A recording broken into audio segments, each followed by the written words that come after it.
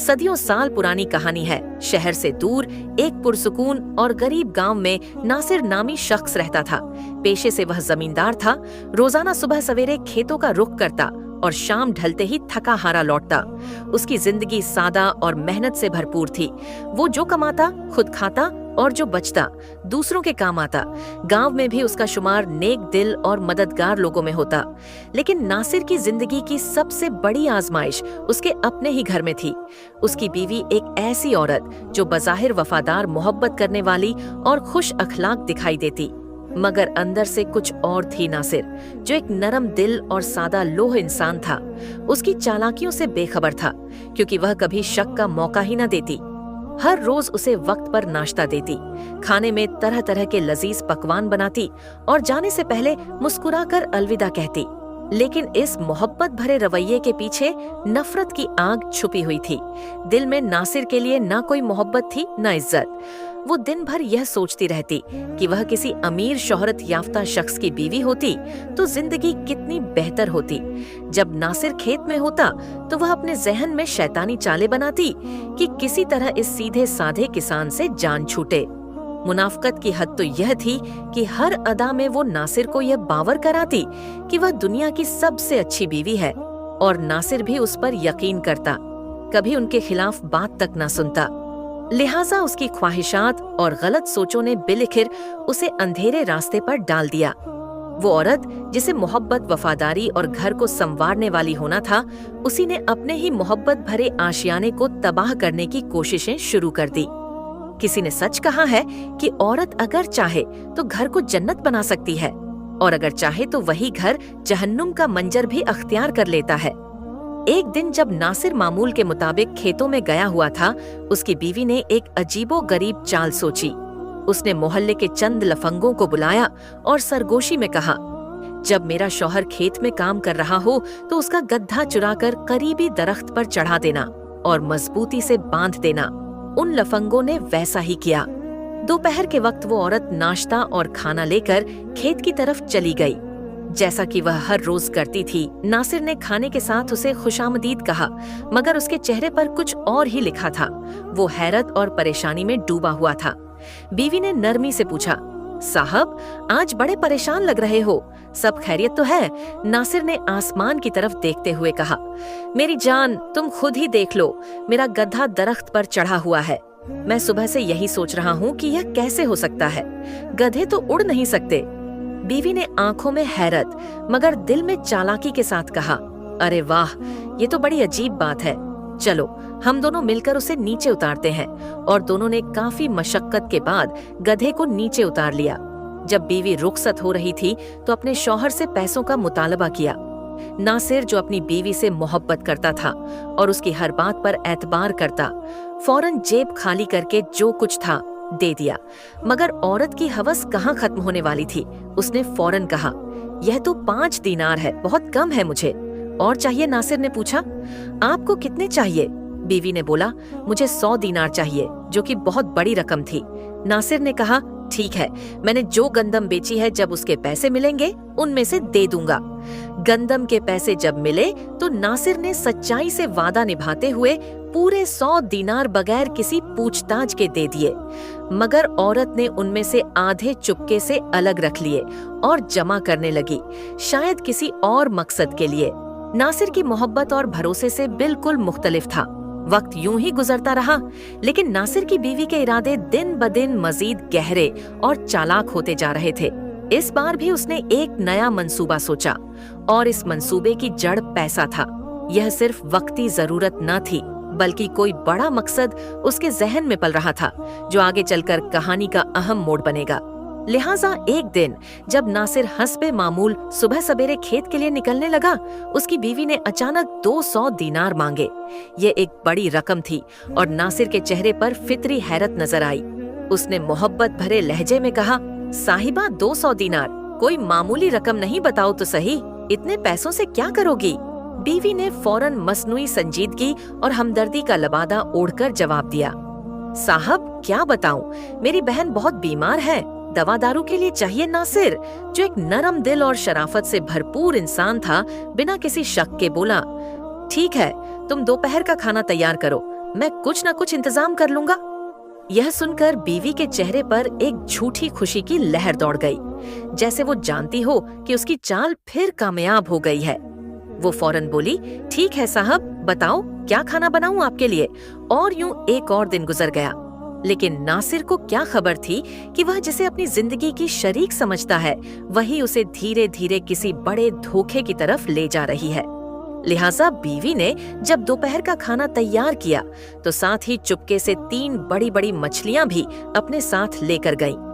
इन मछलियों को रास्ते में कहीं छिपा कर रखा और जब खेत पहुंची तो अपने शौहर को खाना पेश किया और चुपके से जाकर वही मछलियां खेत में छुपा लिए।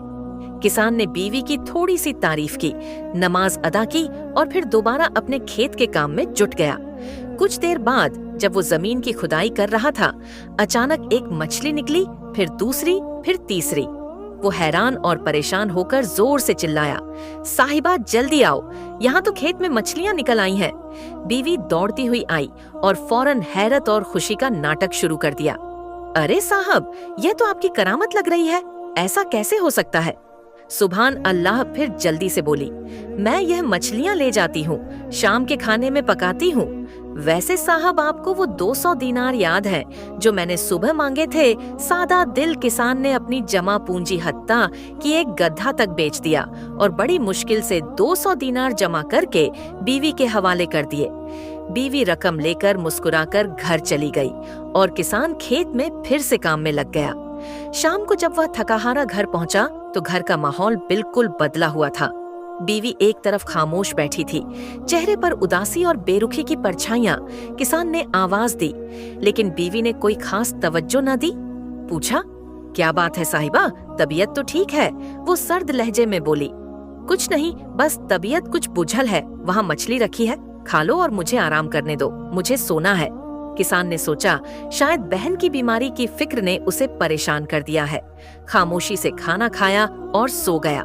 अगले दिन सुबह नाश्ता भी बीवी ने न पूछा तो किसान खुद ही नाश्ता बनाकर खेत चला गया। दोपहर को भी बीवी ने खाने का कोई एहतमाम न किया। किसान ने भूखे प्यासे दिन गुजार दिया। ऐसे ही कई दिन गुजर गए, एक हफ्ता फिर दूसरा, लेकिन बीवी का रवैया न बदला बल्कि मजीद सर्द होता गया। बिल आखिर किसान ने एक दिन दिल थामकर बीवी को बिठाया और नरमी से कहा, साहिबा आखिर क्या बात है? कुछ दिनों से तुम बहुत बदली बदली लगती हो, सच सच बताओ क्या बात है? बीवी ने एक ठंडी सांस ली और जो मुनाफिकत उसके दिल में थी वो बिलखिर मुंह पर आ गया और साफ साफ बोल पड़ी, अगर तुम वाकई मेरी खुशी चाहते हो तो मुझे तलाक दे दो। यह अल्फाज किसान के लिए कयामत से कम न थे, जैसे जमीन उसके पांव तले से खिसक गई हो। वो बेचैनी से बोला, क्या तुम क्या कह रही हो? तुम होश में तो हो? बीवी ने चेहरा फेर लिया और कुछ ना कहा। उसने किसान का अंदाजा लगाना था कि वह इस बात पर गुस्सा करेगा, मारेगा या क्या कदम उठाएगा, और किसान ने समझा शायद वक्त गुस्सा है या किसी बात का दुख है। लेकिन इसके बाद बीवी हर रोज बार बार यही बात दोहराती तो उसे एहसास हुआ कि यह सब अचानक नहीं बल्कि एक सोची समझी चाल है। किसान ने बीवी का रूठा रवैया भी बर्दाश्त किया। वो खामोश रहा, दिल पर पत्थर रखकर हर बात सहता रहा। मगर कुछ दिन बाद बीवी ने लड़ाई झगड़े शुरू कर दिए। कभी कहती मुझे सोने का हार लाकर दो, कभी ताना देती मैं इतनी खूबसूरत हूँ, किसी चंगे भले आदमी की जोड़ी लगती। तुम जैसे गरीब किसान के साथ मेरी किस्मत ही फूट गई। यह जहर भरे अल्फाज किसान के दिल में तीर बनकर उतरे। उसने सोचा कि शायद यह किसी वजह से जद कर रही है, लेकिन हकीकत तो यह थी कि वह मक्कार पहले से ही जान छुड़वाना चाहती थी। मगर पहले पैसे लेकर खुद को मजबूत किया, फिर बहाने शुरू कर दिए। बिल आखिर गुस्से में आकर किसान ने सोचा शायद उसे 2-3 थप्पड़ मारूं तो अक्ल ठिकाने आ जाए। लेकिन जैसे ही उसने बीवी पर हाथ उठाया, बीवी ने चीखना शुरू कर दिया, मेरा शौहर मुझे मार रहा है, ये पागल हो चुका है। पड़ोसी जमा हो गए। किसान सफाई देता रहा, लेकिन औरत की दर्द भरी चीखों ने सबके दिल जीत लिए। लोग किसान को ही बुरा भला कहने लगे। क्या कोई मर्द ऐसे करता है? शर्म करो बेचारी औरत के साथ ऐसा सलूक। किसान जो कि एक इज्जतदार आदमी था, सोचने लगा और शायद तन्हाई में रोने लगा कि यह क्या हो गया। मैं तो उस पर सब कुछ कुर्बान कर रहा था और यह इतनी बड़ी चालबाज निकली। एक इज्जतदार आदमी के लिए ये बात बहुत बड़ी मानी रखती है कि इसकी बीवी गैर मर्दों के सामने अपने ही खावंद के खिलाफ बोले। बिल आखिर मामला काजी के दरबार में पहुंच गया। काजी साहब ने दोनों को बुलाया, सबके सामने पूछा, बताओ क्या मामला है। किसान ने धीमे लहजे में सारी दास्तान सुना दी। अब बीवी की बारी आई।